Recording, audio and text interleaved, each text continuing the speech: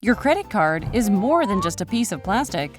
It unlocks the power and convenience to make purchases, get cash advances, and can help you build or rebuild credit. The first step in getting a credit card is submitting an application to a credit card issuer. They will review your credit profile to determine if you're approved. If you are, they'll send you a credit card to use. Unlike debit cards and prepaid cards, credit cards involve borrowing money. Every time you use your credit card, you borrow the money to make that purchase. But you will need to repay all of your purchases according to your terms and conditions. Each month, your charges will show up on your billing statement, and you'll need to pay at least the minimum payment. You can choose to repay your purchases in full or in part. If you don't pay in full, your credit card issuer will charge interest on any balance you carry on your card.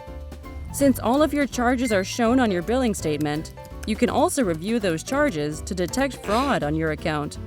And most credit card issuers won't make you pay for any unauthorized charges. Using a credit card can also help you build or rebuild your credit. Your credit card activity will be reported to one or more credit reporting companies.